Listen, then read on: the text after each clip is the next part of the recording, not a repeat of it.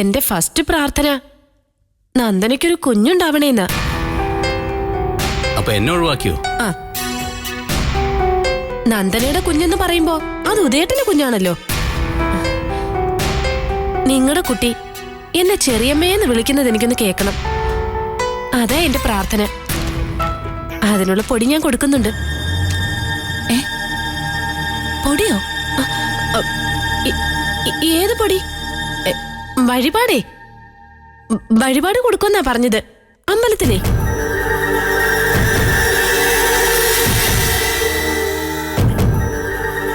പുതിയ സ്റ്റാഫിനെ നിയമിക്കുന്ന കാര്യത്തിൽ എതിർന്നുണ്ട് അഭിപ്രായം എന്താണെന്ന് ചോദിച്ചോ?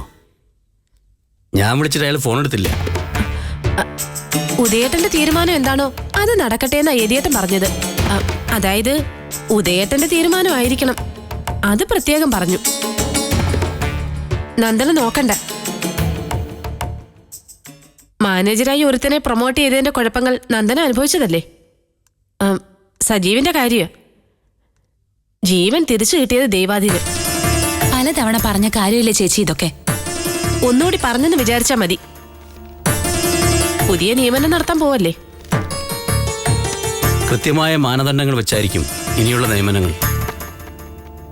മുൻപരിചയമുള്ള സ്റ്റാഫിനെ കണ്ടുപിടിക്കണം. എനിക്ക് 2-3 പേരെ അറിയാം. ഇനി ഞാൻ പറഞ്ഞു എന്ന് വെച്ച് അവരെ ഒഴിവാക്കുമോ എന്തോ. ഞങ്ങൾക്ക് മുൻവിധികളില്ല. അതിനർത്ഥം ഞാൻ മുൻവിധിക്കാരിയാണെന്നല്ലേ? എന്താ കാർത്തികേശി രാവിലെ ഇത്? ഞാനൊന്നും പറഞ്ഞില്ല.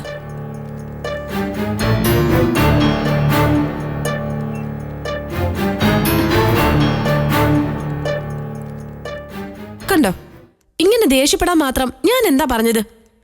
ഉദയേട്ടൻ മനസ്സിലാക്കണം. നന്ദന പ്രതിഷേധിച്ച് എണീറ്റ് പോയത് ആരെയോ മനസ്സിൽ കണ്ടിട്ടുണ്ട്. എന്തിനാന്നറിയോ? നമ്മുടെ സ്റ്റാഫായി തിരികെ കയറ്റാൻ. അതിന്റെ ലക്ഷണങ്ങളായി കാണിക്കുന്നത്. ഉദയേട്ടൻ ഒന്ന് മനസ്സിൽ വെച്ചേരെ. ബിസിനസ്സിൽ ഒരു മാനദണ്ഡമുണ്ട്. അതിന് ചേർന്നവരെ മാത്രമേ സ്റ്റാഫായി എടുക്കാവൂ. സജീവിന്റെ അനുഭവം ആവർത്തിക്കാൻ ഇടവരരുത്. എനിക്ക് ജീവനിൽ ഭയമുണ്ടേ. കാർത്തികയ്ക്ക് താല്പര്യമുള്ള ആരെങ്കിലും ഉണ്ടോ? ഉണ്ടെങ്കിൽ പരിഗണിക്കാം. ഏയ്, ഇല്ലില്ല. എനിക്കത്ര സ്വാർത്ഥതയൊന്നുമില്ല. ഒരാളെ ശുപാർശ ചെയ്യാനുമില്ല. എല്ലാം ഉദയേട്ടൻ തീരുമാനിച്ചാൽ മതി. ഉദയേട്ടൻ മാത്രം തീരുമാനിക്കണം. ശരി ശരി.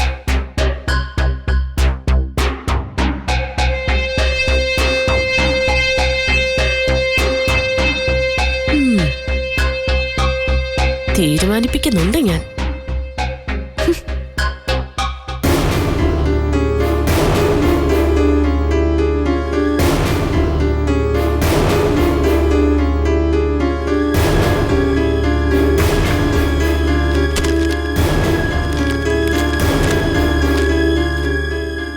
ഒരു വെടിക്ക് 3 പക്ഷി.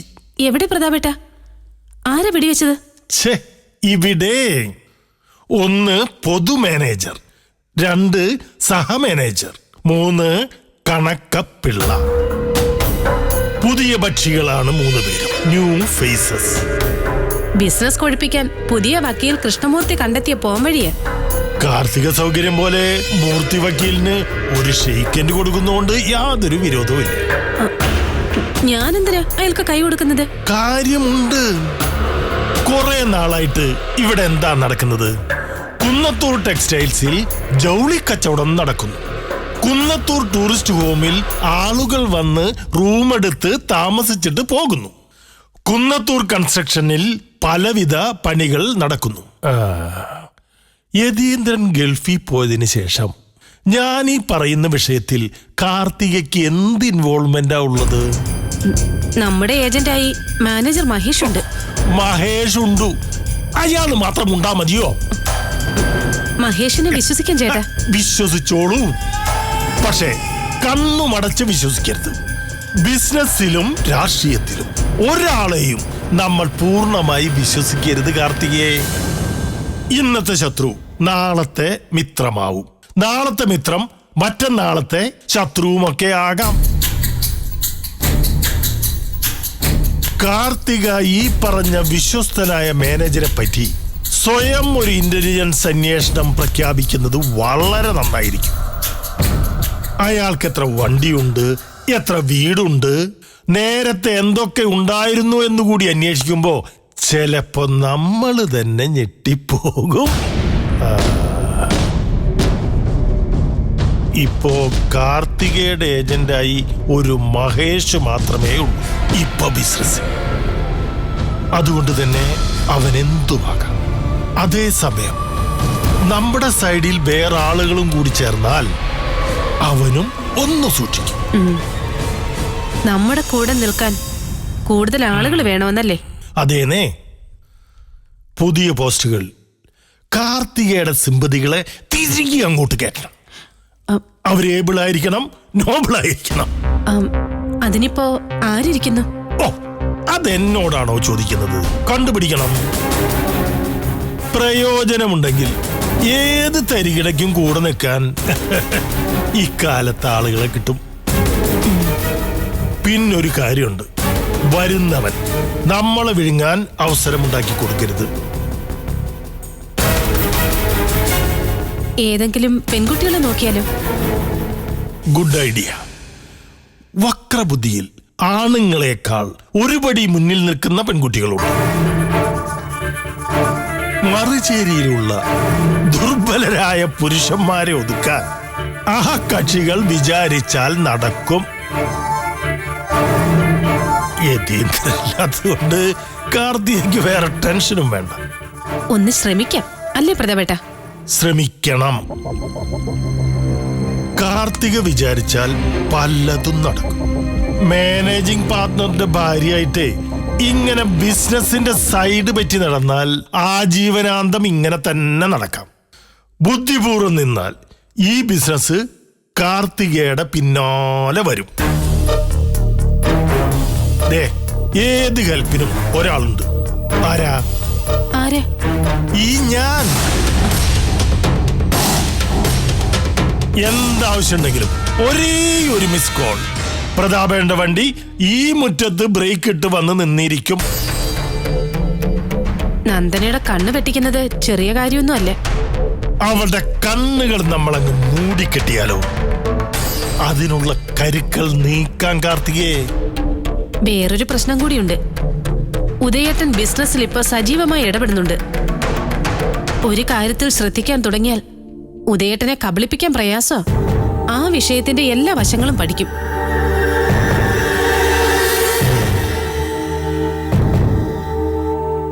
അതില് ഒരു ശരിയുണ്ട്.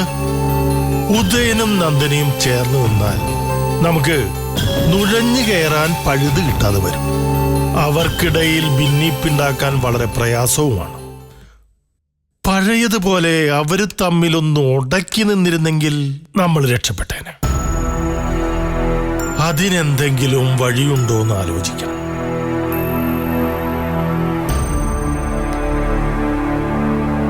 ഉദയേട്ടനും നന്ദനയും തമ്മിൽ ഇനിയൊരകൽച്ച? ഏയ്, അങ്ങനെ ഒരു പ്രതീക്ഷ വേണ്ട. പൂർണ്ണമായിട്ടും പ്രതീക്ഷ അങ്ങോട്ട് കൈവിടണ്ട കുട്ടി. എപ്പോഴാ നമുക്കൊരു അവസരം വീണ് കിട്ടാന്ന് പറയാൻ പറ്റില്ലല്ലോ. കാർത്തിക വളരെ ജാഗ്രതയോടെ ഇരിക്കണം. ഞാനും എന്റെ വഴിക്കൊക്കെ ശ്രമിക്കാം. പിന്നൊരു കാര്യം, ഞാൻ എന്തിനാണ് ഇതിനൊക്കെ ഒരുമ്പിട്ടിറങ്ങുന്നതെന്ന് പഴയ വാഗ്ദാനങ്ങൾ പലതും അങ്ങനെ തന്നെ നിൽക്കുന്നു. ഒന്നും മറന്നിട്ടില്ല പ്രതാപേട്ട? മറക്കരുത്. മറക്കാൻ ഞാൻ സമ്മതിക്കുകയുമില്ല. ഏത്?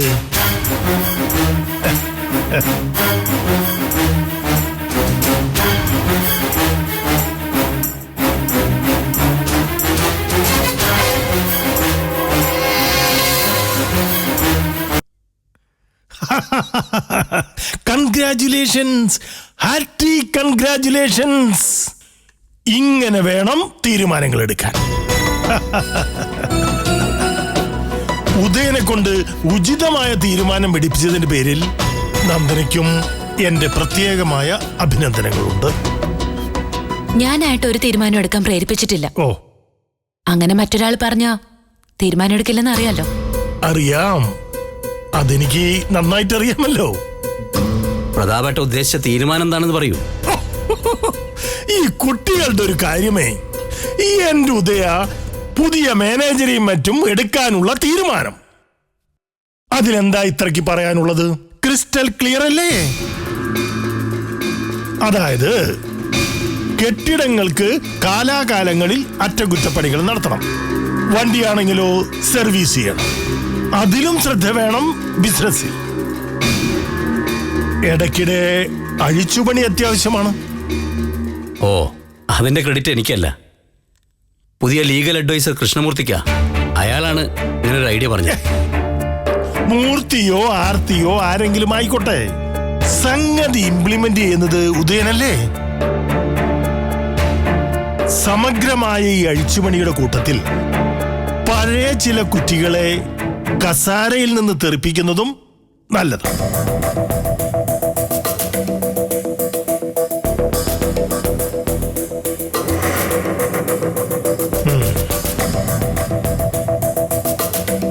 കാർത്തികയുടെ കയ്യാളായ ഒരു മാനേജറില്ലേ, എന്തൂട്ട അയാളുടെ പേര്? മഹേഷ്. മഹേഷ്. ടെക്സ്റ്റൈൽ ഷോറൂം മാനേജരാണ് പോലും. എന്തൂട്ട് മാനേജര്! ആ ഉണ്ടക്കണ്ണനെ ആദ്യം പിടിച്ച് പുറത്താക്കേണ്ടത്. കുന്നത്തൂരെ ബിസിനസ് ഏരിയയിൽ സ്പൈ വർക്കേ വേണ്ട.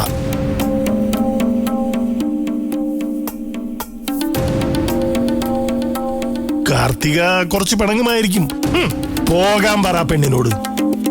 അത്ര വലിയ ദണ്ണാണെങ്കിലേ അവള് മഹേഷിന് വേറെ എവിടെയെങ്കിലും ജോലി മേടിച്ചിട്ട് കൊടുക്കട്ടെ. കാർത്തികേച്ചി പിണങ്ങുന്നതോ ഇണങ്ങുന്നതോ അല്ല പ്രശ്നം. അത്തരം പരിഗണനകളുടെ കാര്യം ഇല്ല താനും. നിലവിൽ ജോലിയിലുള്ള ആരുടെയും അവസരം കളയരുതെന്നാണ് വിചാരിക്കുന്നത്. അതിനൊരു കാരണമുണ്ട്. അമ്മയുടെ കാലത്ത് നിയമിച്ചിരുന്നവരാണ് ഇപ്പോൾ ഉള്ള എല്ലാ സ്റ്റാഫും. അവർ തുടർന്നോട്ടെ. നമ്മൾ കാരണം ഒരാൾക്കും ജീവിതം വഴിമുട്ടുന്ന അവസ്ഥ വരാം.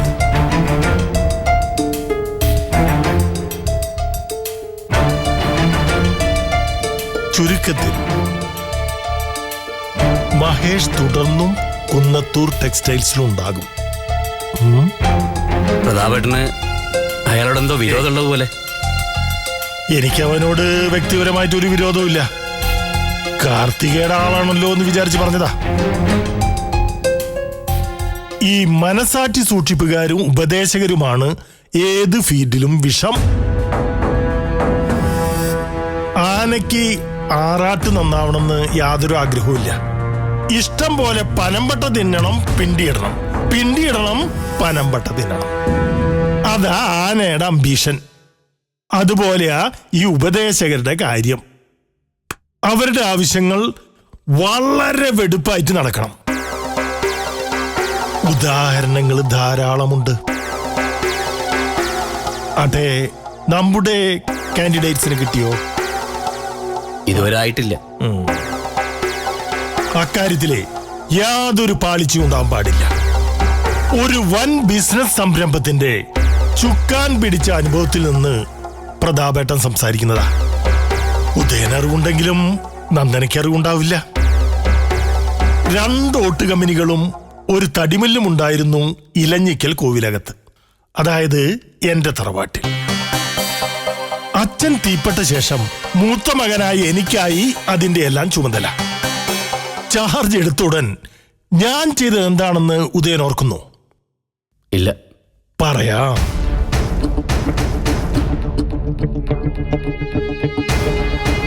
പഴയ താപ്പാനകളെ നാട് കടത്തി പുതിയ സ്റ്റാഫിനെ വെച്ചു. MD ആയ മിസ്റ്റർ പ്രതാപവർമ്മയ്ക്ക് ഒരു സെക്രട്ടറി, ഓട്ട് കമ്പനിക്കൊരു മാനേജർ, മില്ലിന് മറ്റൊരു മാനേജർ, 2 മാനേജർമാരും. എന്റെ സെക്രട്ടറി പെണ്ണാണെങ്കിലോ മിടുമിടുക്കി. ഒടുവിൽ എന്തു പറ്റി? മാനേജർമാരും സെക്രട്ടറി പെണ്ണും തമ്മിൽ ലയനമുണ്ടാക്കി. MD ആയ ഞാൻ ഒന്നും അറിഞ്ഞില്ല. ഇപ്പോഴും ആ ബിസിനസ്സുകളുണ്ടോ? പിന്നില്ലാതെ. ഓട്ട് കമ്പനി രണ്ടും 2 മാനേജർമാര് സ്വന്താക്കി. മില്ല് സെക്രട്ടറി പെണ്ണും കൊണ്ടുപോയി. അന്നത്തെ MD ഇതാ വടി പോലെ ഇവിടെ നിൽക്കണു.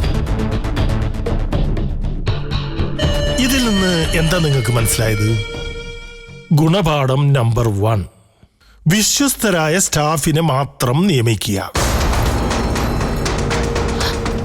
ഗുണപാഠം നമ്പർ 2, ഒരിക്കലും ഒരു സുന്ദരി പെണ്ണിനെ സെക്രട്ടറിയായി വെക്കാതിരിക്കുക.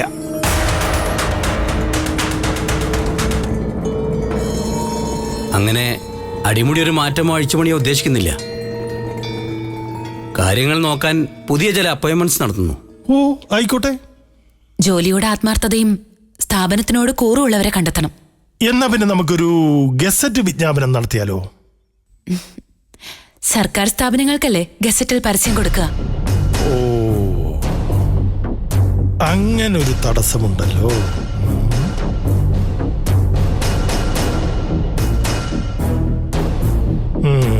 ഒരു ഇന്റർവ്യൂ വളരെ മസ്റ്റാണ്. ഉദയന് ഇത്തരം കാര്യങ്ങൾക്ക് വന്ന് മെനക്കെട്ടിരിക്കാൻ യാതൊരു സമയവും ഉണ്ടാവില്ല. പിന്നെ മടിയും ഉണ്ടാവും. സാരമില്ല, പ്രതാപേട്ടനുണ്ടാവും ഇന്റർവ്യൂ ബോർഡിൽ.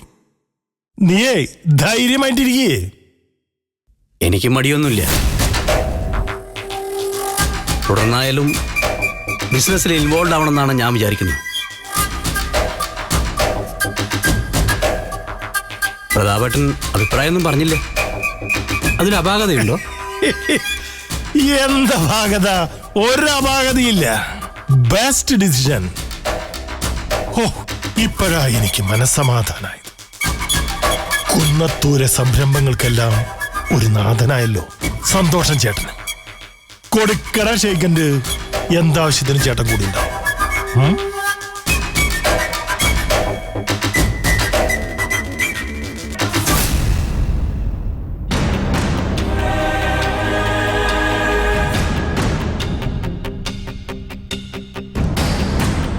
അപ്പോ അങ്ങനെയാണ് കാര്യങ്ങളുടെ കിടപ്പ്.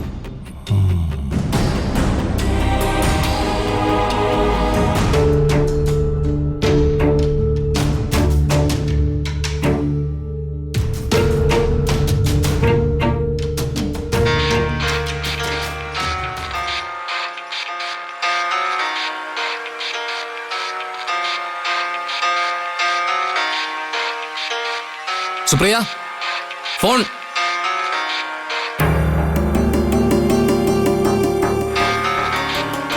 സുപ്രിയ, എവിടെയാ?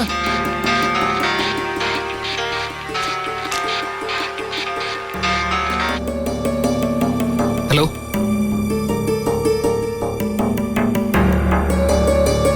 ഇത് സുപ്രിയയുടെ നമ്പർ അല്ലേ? അതെ, ആരാണ്? എന്റെ പേര് സന്ധ്യ. സുപ്രിയയുടെ ഒരു ഫ്രണ്ടാ. ഹസ്ബൻഡ് ആണോ? അതെ. പേരെന്താന്നാ പറഞ്ഞേ? സന്ധ്യ. അങ്ങനെ ഒരു ഫ്രണ്ടിന്റെ കാര്യം അയാൾ പറഞ്ഞതായിട്ട് ഓർക്കുന്നില്ല. എന്തിനാ ഹരി വിളിച്ചത്? തനിക്ക് ഫോൺ. ഏതോ ഒരു സന്ധ്യ. സന്ധ്യ ഫ്രണ്ടാണെന്ന് പറഞ്ഞു. ആ സന്ധ്യ. ഹലോ, ഞാൻ ഡോക്ടർ സന്ധ്യ. ആ അതെ അതെ. കേൾക്കുന്നില്ലേ? ഡോക്ടർ സന്ധ്യയാണ്. ആ മനസ്സിലായി. ഹസ്ബൻഡ് അടുത്തുണ്ടല്ലേ? ഞാൻ വിളിച്ചതേ അന്ന് പറഞ്ഞ ടെസ്റ്റ് നമുക്ക് ഇവിടുത്തെ ഹോസ്പിറ്റലിൽ തന്നെ ചെയ്യാം. ആ അതെ അതെ, അവിടുത്തെ സൗകര്യം പോലെ. എന്താ? ഹോസ്പിറ്റലിൽ തന്നെ ചെയ്യല്ലേ? ഇല്ല, ആലോചിക്കാം. ഞാൻ പറയുന്നത് കേൾക്കുന്നില്ലേ? ആ ശരി, വിളിച്ചാ മതി. ഓക്കെ.